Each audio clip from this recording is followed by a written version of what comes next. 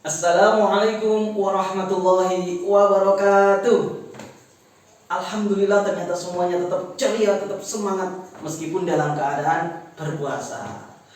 Alhamdulillahil wahidil qahar, al-azizil ghaffar, mubsiratan liulil absar. Allahumma salli wa sallim ala sayyidina Muhammadin nuril anwar, wasiril asrar, wa tiryakil aghyar, wa miftahil babil yasar. Hadirin yang dirahmati Allah, dalam menjaga perkembangan kita agar selalu dalam kebaikan, hendaknya kita juga harus ingat dalam sebuah hadis Rasulullah, ala inna fil jasadi mudghah, fa idza saluhat jasadu kullu, wa idza fasadat jasadu kullu, wa hiya al-qulub. Hadis ini diriwayatkan oleh Imam Al-Bukhari dalam Sahih Bukharinya. Dalam hadis ini Rasulullah menyampaikan kepada kita bahwasannya di dalam tubuh manusia ada sebuah hati. Dalam tubuh manusia ada sebuah segumpal daging, yang mana ketika daging ini baik, pasti baik seluruh jasad manusianya. Dan apabila hati ini jelek, maka jelek juga seluruh tubuh ini. Dalam hadis ini Imam Al-Ghazali menjelaskan dalam kitabnya Ihya Ulumuddin bahwasanya darah yang segumpal ini atau hati ini diumpamakan sebagaimana ratu dalam sebuah kerajaan. Apabila ratu ini baik, apabila raja ini baik, maka baiklah seluruh tubuh manusia ini. Dan apabila ratu ini jelek, maka juga pasti akan membawa kejelekan kepada seluruh masyarakatnya. Oleh karena itu, agar kebaikan-kebaikan yang kita lakukan ini selalu dalam kehendaknya Allah, perubahan yang kita lakukan ini selalu dalam kebaikan, paling tidak kita harus menjaga hati kita. Kita harus menjaga kemurnian hati kita. Bagaimana cara menjaga kemurnian hati kita? Paling tidak ada dua cara yang harus kita lakukan. Yang pertama adalah kita menjaga kebersihan hati kita. Yang kedua adalah kita selalu berriyadhah, kita selalu berlatih. Nah, yang pertama tadi, kita harus menjaga kebersihan hati kita. Bagaimana cara menjaga kebersihan hati kita? Bagaimana kita mensucikan hati kita? Kita harus ingat dalam sebuah syairnya, kita pernah mendengar Opik menyanyikan sebuah lagu Tombo Ati, benar tidak?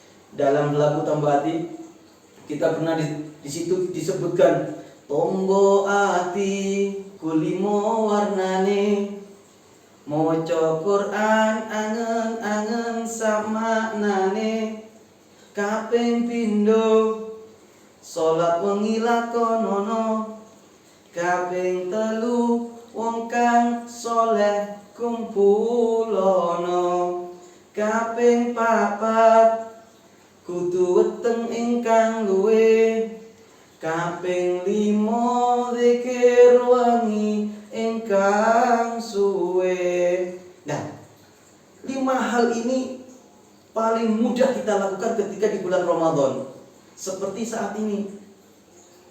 Yang pertama, ngoco Al-Quran sama maknanya, membaca Al-Quran dengan maknanya. Kita setiap pagi, siang, sore, malam kita lakukan tadarus Al-Quran. Yang mana tadarus itu sebenarnya maknanya adalah mempelajari Al-Quran, tidak hanya membacanya tetapi juga memahami maknanya. Yang kedua adalah apa tadi? Sholat wengi lakonono. Kita setiap sholat ketika bulan Ramadan kita melakukan sholat malam, bahkan berjamaah di masjid ataupun di musola. Kita melakukan sholat tarawih berjamaah, melakukan sholat witir berjamaah. Ini adalah salah satu cara kita untuk membuka hati kita, untuk membersihkan hati kita. Yang ketiga adalah berkumpul dengan orang soleh. Coba kita lihat di masjid-masjid sekitar kita ketika bulan Ramadan. Di masjid di sekitar kita semuanya mengadakan pengajian, melakukan pengajian sebelum buka, melakukan pengajian ketika sebelum mengawali sholat tarawih. Semua dilakukan di pondok-pondok, di musola-musola. Ada yang sampai pada sebuah musola mengajarkan kitab Bukhari, kitab Muslim, ada. Nah, ini adalah upaya kita semakin mudah untuk membersihkan hati ketika di bulan Ramadan. Yang ketiga, yang keempat adalah kudu weteng ingkang luwe. Perut kita harus lapar. Ketika puasa Ramadan, perut kita sudah pasti lapar. Benar tidak? Alhamdulillah. Dan yang terakhir adalah zikir yang panjang.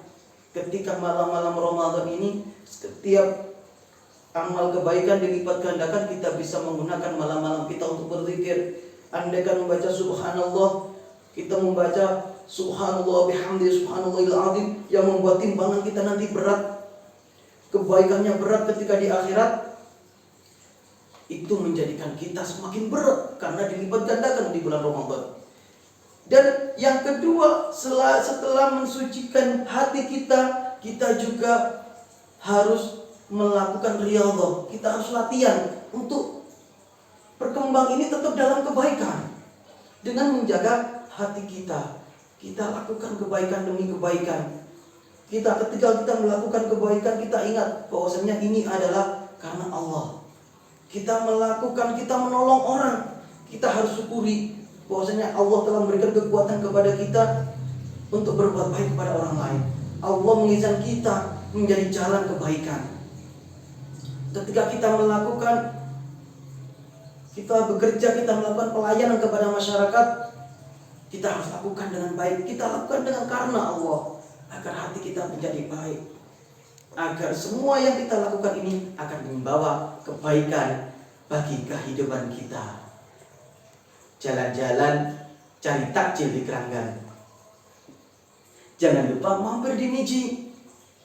Kalau kita ingin selalu dalam kebaikan, mari kita jaga diri kita dan hati. Wallahu muwaffiq ila aqwamit thoriq. Assalamualaikum warahmatullahi wabarakatuh.